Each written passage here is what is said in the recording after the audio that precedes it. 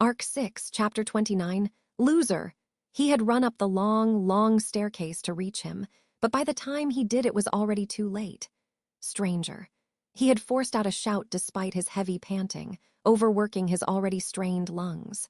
But neither his voice nor his words held the power to change the situation.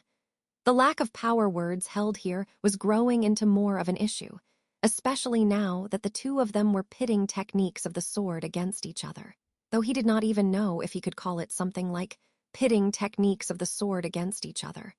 Because it had all been so one-sided, and no matter how much he embellished it, the weapons that one of them wielded were naught but sticks.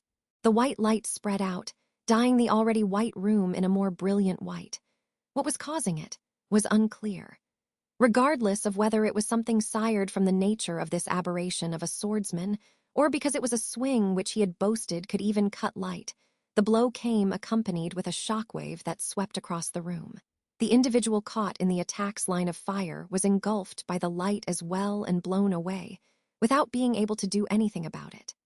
Then, literally in the blink of an eye, the light vanished, and the tall figure of the one-sleeved, red-haired man filled the room along with the figure of the purple-haired swordsman who had collapsed like a corpse.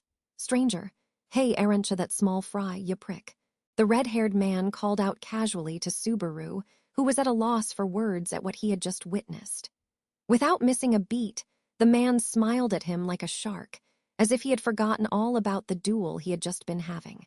Then he pointed at the fallen swordsman, at Julius, stranger. You're too late, you prick. I've already cleaned up here, and I am getting the whiff that you're gonna be a pain in the ass, so hurry and pick him up and get your ass out of here. Subaru. Read Astria. Read. The fuck, you prick. Don't go sticking your nose into people's names, you prick. Don't rain on my parade, it's way cooler not jivin' out names, you prick. The stick swinger, or rather, Reed's mood had taken a turn for the worse upon being called by his name. Though Subaru felt annoyed at how completely beside the point his remarks were, he did not dare take any rash actions. He instead slowly moved his gaze away from Reed towards the still-collapsed Julius. Reed, I ain't gonna grab ya and gobble you up, you know, you prick. You don't have to keep staring at me. Subaru, I'm sorry, but it's common sense where I'm from to not look away when you've ran into a bear. As for Julius, with his gaze still set on Reed and his guard up, Subaru leaned down and made sure that Julius was still breathing. He had lost consciousness, but he could feel him breathing on his palm when he placed it just above his mouth. It looked like he was still alive despite taking that sword slash full on. Subaru was relieved by that. Subaru, isn't this pretty kind of you, considering you'd said that the next time you wouldn't be going easy on us? Reed, not really. Bane defeated by chopsticks, and Scurrion, back home's lamer than being killed by Don Teachaw think, you prick. That's what I think. I'd rather die than show my miserable self to anyone, so I defeat him with my chopsticks and let him scurry back home. Subaru, let me take back what I said about you being kind, fucking asshole. Reed, Ka. You never make any sort of impression, no matter what it is you say, small fry. Sides, I got no intention to test why all anymore today, though I'll beat you up if you wanna try me, like that guy below ya. Reed scratched his abs with his right hand and pointed at Subaru and Julius respectively with the chopsticks in his left. Regardless of how angry he was at Reed's attitude right now, Subaru had no way of making him take back his rudeness. Subaru, damn it. Reed, oh, go on. Don't just stay silent while carrying your comrade, go ahead and behave like a sore loser. That's the smart and easy thing to do if it makes you feel any better. As bad as it is, though. Reed narrowed his cold blue eyes and spat that out as he sat himself down with a thunk. Meanwhile, Subaru somehow managed to hoist the collapsed Julius up whilst being subjected to the victor's delight. Subaru was forced to carry Julius on his back, just like he'd had to an hour ago. His unconscious body was quite heavy, not to mention he was taller than him. It was a complete mess, but in times of difficulty one would have to make some sacrifices, because leaving Julius behind, here, by himself, was not an option. Reed, next time bring one of those good-looking women along, you prick. Like that smockin' hottie even, for example. Without mentioning any of their names even once, Reed waved them goodbye. Faced with Reed's flippant attitude, Subaru could literally do nothing more than just retreat from here wordlessly. Subaru, who? One foot after the other, step by step, Subaru went down the staircase whilst taking care of where he was placing his feet. Though the staircase was fairly wide, he still felt quite claustrophobic with being surrounded by the stone walls. This was the second time he had gone up and down this particular staircase, but he still had no clues which would help him shed light on the lack of naturalness of the staircase's structure when it came to the reason as to why it did not shoot out of the tower despite being straight. Subaru, why did you even consider doing such a stupid thing? I'm at my breaking point here. It went without saying just how tough it was to carry him on his back down the long staircase, especially since there were 444 steps to this long staircase, as per Emilia's count. It was not like Subaru held any animosity towards Emilia for telling him that, but in times like these, where the actual number of stairs kept popping into his head, he did feel an urge of wanting to pinch her cheeks and tell her off. Of course, Emilia would definitely look cute if he tried to pinch her cheeks, Subaru. Both Emilia and Biko are gonna be worried if I don't hurry up and get him back. They had noticed Julius's absence in the green room, and they had all ended up going around the watchtower to look for him. They had gone to the third floor as well as to the rooms on the fourth floor, whilst they made Shala go downstairs to check on Jayan and the dragon carriage on the ground floor. Everyone was worried about Julius, worried about the feelings in his heart due to his defeat to Reed and having vanished, leaving behind his broken knight's sword. For sure, they were all the types to worry themselves sick with that anxiety weighing on them. Subaru, but nevertheless, only Subaru differed from them.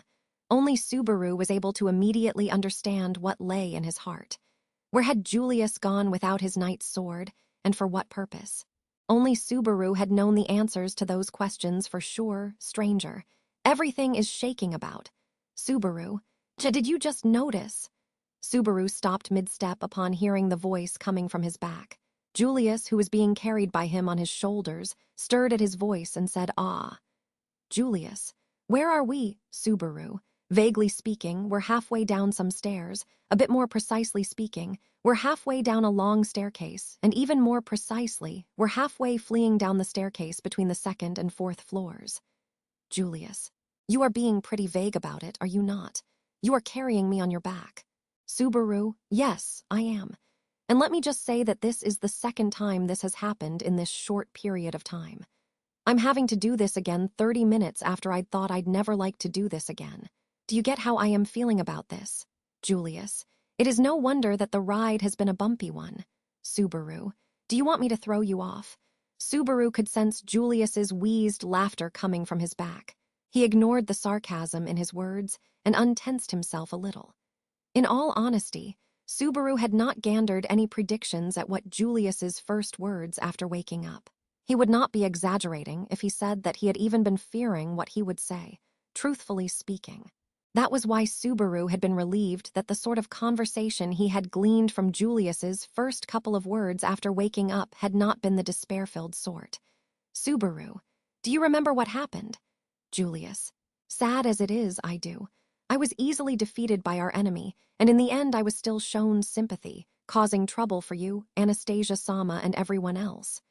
Subaru, I'm not some kind of demon who'd blame you for losing against an opponent like that.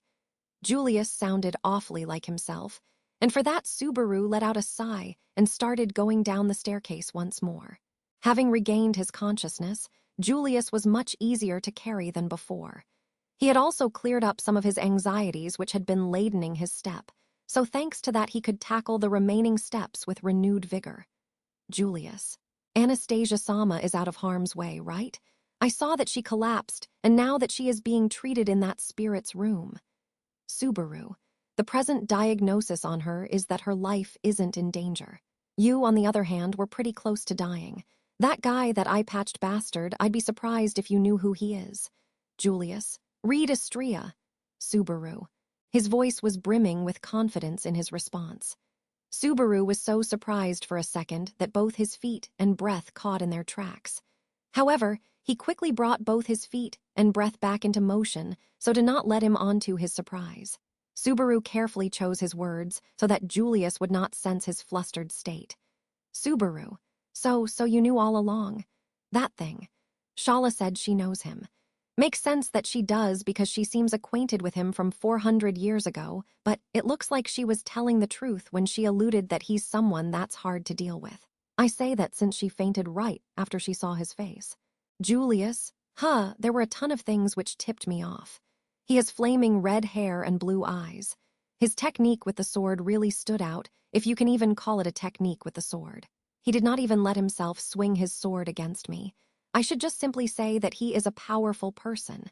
Even the term stick swinger is one that denotes him, from what I have seen in literature. Subaru.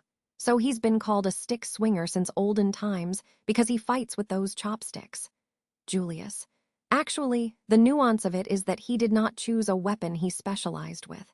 I had my thoughts about him when he introduced himself as a stick swinger, but I was unsure. I apologize for not mentioning them to you. Subaru had no reply for Julius's apologetic words. Though he had stated that there had been tons of things which had tipped him off, Subaru thought it too much of a stretch for him. Reed Estrella, the man who was known as the first sword saint, should have died 400 years ago. Just because some of his features matched did not mean that one could easily come to the conclusion of having encountered that hero of yore whose name had gone down in fairy tale and legend. If there had been a chance that he could have noticed that, then he, Subaru, should have been able to come to that conclusion. After all, he and Emilia had both agreed that the trials which had been put forward by this watchtower were similar to the trials they had taken at Echidna's tomb. With that said, Subaru should have given more thought about the contents of the trials set out by this tower and raised as many possibilities as he could, neglecting that had led to their routing on the second floor Electra. Julius, how in the world did we end up coming across this swordsman of legend brought back from the past? Originally, I would have been delighted in having been granted this boon, but all things considered. Subaru, I get how you feel. These heroes of legend are all good at being disappointing in reality. This watchtower is full of letdowns, like with Shala who'd been judged as a sage. Julius, you get how I feel. His voice was cracked and it felt full of self-derision. Subaru inconsiderately gritted his teeth upon hearing what Julius had moaned out from up close. But he chose not to touch on that, opting instead to say, even so. Subaru, if I'm recalling correctly, the first sword saint is engraved on gold coins, but there's a pretty big difference between that and the actual guy. Shala also differed in her gender, so even though we can't do much about it, there's a considerable gap between them two too. The guy on the gold coin looked more like a middle-aged dude. Julius. Just a quick historical tidbit. It was when he was older that Reed accomplished his deeds that led him to be counted as one of the 3 great heroes. The figure depicted on the gold coins is probably correct. The him up above is younger than the one from recorded history. Subaru, come to mention it, it didn't seem that Reed recognized Shala. He had planned to change the subject, but perchance they ended up touching on another issue. Compared to what Julius had said, there had definitely been too much of a difference of hot and cold between the two of Reed and Shala for there to have been some sort of friendship between them. If he assumed that this guy was the Reed before he'd met Shala, then there would be some parts he could agree with regarding the two's differences in recognizing each other. But when he took into consideration Shala's overreaction and the high likelihood that Reed had not remembered her name or face due to how he was, the basis of his hypothesis weakened. Subaru, if we take that as correct, doesn't that mean that they would have fought against the witch after their prime days? Meaning we'd have to beat Reed in his prime. Julius. Feels to me like that is going to be either really tough or nigh impossible. Subaru. Yeah, for sure it's gonna be an exhausting mess, but I'm sure that there'll be some way of getting around this if we come up with a plan. As things stand. Subaru hesitated as he looked for anything that could help them against Reed. Right now, at this moment, he should have told Julius what was weighing on his mind, but he had not because his heart had stopped him in his tracks. Yet he had been a little too slow. Julius, as things stand, what do you mean? Subaru, it's nothing. Julius, Subaru. If he made any excuses saying that he had observed Reed and noticed a chink in his armor, they would be immediately spotted by him. In actual fact, right now, Nothing that would let them get past Reed had been found, nor had anything that looked like a weak point. That was for sure. Thus Subaru resigned himself upon having his name curtly called out.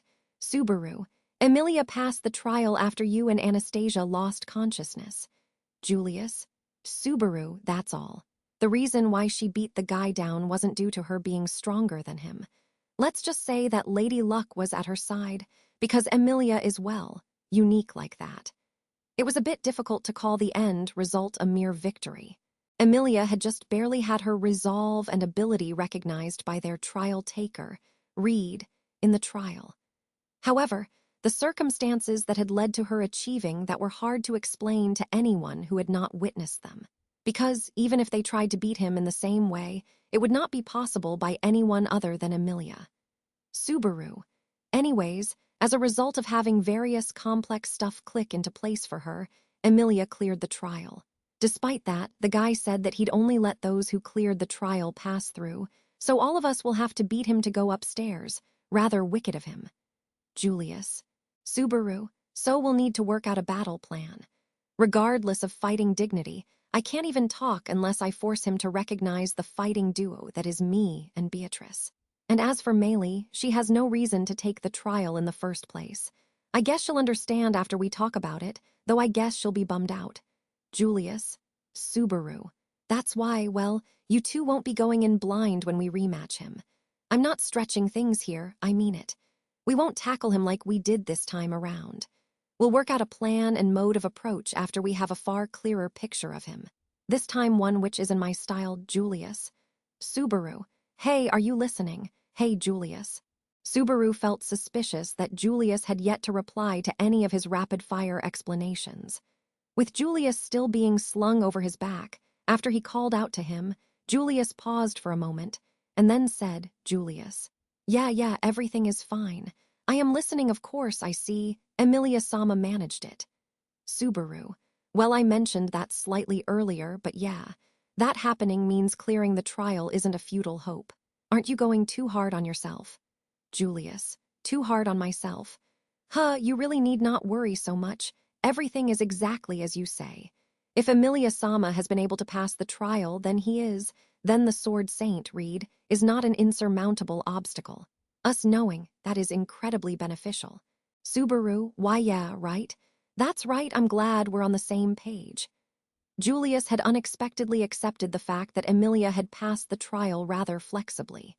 Subaru had nervously explained it to him, but he sensed that Julius was sidestepping his question from his reaction, no, things were fine.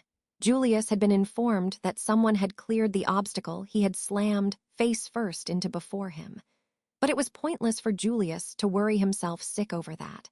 Subaru could say that he was taking a bit too much of a naive look at him. Or by his own measure, he guessed that he should not have leapt to conclusions about the knight named Julius Juculius. As Subaru found himself embroiled by these profound feelings, Julius let out a long sigh and casually spoke out, saying, So then, Julius, is it not high time you put me down? I am going to get motion sickness if I keep staying on your back. It is not as if you possess the divine protection of wind evasion like ground dragons do, correct? Subaru. Be patient with the breeze and all the swaying, and be grateful that I'm carrying you. It's certainly tiring work, but I can't be so cold-hearted as to make you walk on your own when you're injured. Emilia-tan would tell me off. Subaru shook his head at Julius's proposal and jiggled his body, readjusting Julius on his back. Julius was not in a good condition right now, at all. No matter how skilled the room's spirit was at its work and how much treatment Julius, whose whole body had been knocked about, had been able to receive, he had only spent a few dozen minutes in the green room. That, and he had not been able to receive any treatment from his second defeat. Were he suffering from injuries such as cuts or fractures, then Subaru could have put his skills into work with the first aid treatment techniques of the Clind variety. But unfortunately, Julius held no such obvious wounds. Reed's blows had been the kind that had been devised to tear through Julius's heart. Of course, there did not seem to be any doubt that he had accumulated damage that was invisible on the surface. But that was no excuse to make him do anything that would exert him. That's why Subaru had resolved to go down the whole staircase with Julius on his back, with half of it remaining, probably about 200 more steps. Yet despite that, Julius, no, I cannot keep causing you trouble. It would be fine if I were still fainted, but luckily I have regained my senses. I am able to go down the rest of the stairs by myself. Subaru, don't be so ridiculously stubborn. It's too late for that, even if you insist. If you're saying you're embarrassed at being seen carried on my back, everyone who was with me already saw that. Only Shala and Anastasia didn't on account of having fainted. Julius. Then that is the reason why. There is no way I can show myself like this to those two, especially to Anastasia-sama. Put me down. Subaru, don't say such forced things. To start with you, Julius. I said put me down. His outburst was quite abrupt. Subaru, whoa. Subaru's shoulder struck against the staircase wall straight after Julius's strained voice had thudded against his earlobe. That was thanks to Julius twisting himself off his back by force. Subaru had immediately turned to face the wall so that he would keep himself safe, but it would not have been unlikely if he ended up nearly falling down the stairs. However, he had avoided that fate thanks to his quick thinking Julius. KH, Subaru, you fucking idiot. What the hell were you thinking? He leaned against the wall, and when he turned around, he found Julius lying down a few stairs below him, having slid down after falling from Subaru's back. Face down on the ground, supporting himself up on his elbows, wheezing in pain with a deep look of agony about him. Clearly not only from falling down the stairs. Subaru, I told you to quit it. Hey, stay right there, you dumbass. I'm coming over to you. Julius, you do not need to. Subaru. Julius, I can stand by myself. I do not need you to aid me. He tried to run down to him as quickly as he could, but halted. Julius had stretched out his hand in front of him, as he propped himself up against the floor and stopped him from running over. Panting heavily still, he scrunched his face and managed to raise his body up. He leaned against the wall and slowly lifted his lower back, stretched his knees and stood up, though still using the wall to prop himself up. Julius, see, did I not tell you so? That it would be easy for me to stand by myself.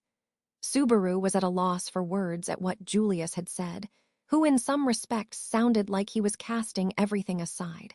Julius turned himself around, and, with the right side of his body pressed up against the wall, began to slowly climb down the stairs at a speed similar to that of a baby crawling along the floor. One step at a time, as if he was forcing himself. Julius, it looks like it shall take me a bit more time, but this way I will not cause you any trouble. More importantly, the girls downstairs should be worried. I am grateful that you seem to be looking past that which I have done, but it was not just you who went out looking for where I was, right? Slowly, step by step. Julius, if possible, would you be able to go downstairs before me and explain them what happened? Though I think it is probably best you leave the full story and the apologizing to me. You are only required to tell them that you found me and try to make them feel less worried. Slowly, one step at a time. Julius, I admit that apologizing is going to be plenty depressing, but avoiding that is a road I cannot walk down. After you calm the waters down, even if only a little, I shall really owe you a huge debt of gratitude. You know, you may even want to think about adding that to the debt I owe you. Julius continued to speak without looking over at him as he tried to make his way down the stairs by himself. Indeed, a gap had started to form between him and the immobile Subaru despite how slow he was going about it. He could close the distance between them immediately if he so desired. If he were to grant his wish, he still needed to walk past him once, so Subaru set his feet into motion. Subaru, I guess I should speak to Amelia's side first. Julius, yeah, oh, that is correct. If Anastasia-sama's woken up, wait, no, let's not. Anyways, I would like to depend on you. Subaru hurried down the stairs and easily caught up to Julius. He let out a sigh that resembled one of relief as he heard Subaru's footsteps echoing around the staircase and encouraged him to vamoose off ahead. No, not vamoose off ahead. More like he had encouraged him to not wait up on me. Subaru. Subaru could understand a little about what lay in Julius's innermost thoughts with what he had stated. The justification to that capacity of his was the same one as to why only he, and no one else, had immediately gotten the hunch that Julius had gone to challenge Reed. There was unmistakably something in common between that which Subaru had felt back then, and this somewhat similar incident. That was why back then Subaru had Subaru. God damn this. Damn this, dumbass. We're both huge dumbasses, for fuck's sake. Subaru spat out his frustrations, kicked the staircase, and then made his way towards Julius. He was not going to walk past him, who was now flustered as he leaned against the wall. Instead, he grabbed his left arm and propped him up by unceremoniously draping his arm over his shoulder. Julius. Hey, Subaru, what are you? Subaru. Shut up. What are you doing, standing up by yourself? It's plain as day that you're struggling to stand up straight. Like I'd ever be able to let myself prance off and leave a guy in your state here. I'd be first in line to say just how disgusted I am at myself before Amelia even has a chance to tell me off. Julius. But I am. Subaru, this is me we're talking about. I wouldn't lend you a hand if you didn't really need one. Even under normal circumstances, my hands are always filled with this, that, and the other. If you seriously don't want to borrow my strength, then quit hobbling about so miserably. It's really trying my patience. Julius. Julius remained silent as Subaru shouted at him with spittle flying out from his mouth. As soon as Subaru saw that Julius hesitated in going against him, and that, for now, the latter had lost the strength to shake him off as he had been doing, he started to walk again, while still lending his shoulder to Julius. Whether he liked it or not, Julius had no time to go against him, now that he had set the pace like that. Subaru, I'm not going to act like I know or understand what's going through your heart. Julius. Subaru, but right now you needn't walk down these long-ass stairs alone, all by yourself. I will lend you my shoulder and I won't think of it as a debt either. Talking about lending, borrowing, and debts was ridiculous. If he put it like that, then how much did he owe Julius? Surely his first debt to him would have started in the training ground at the royal castle. He knew the reason why Julius had challenged Reed, even though he knew victory was not reachable. He had acted the same as Subaru back then.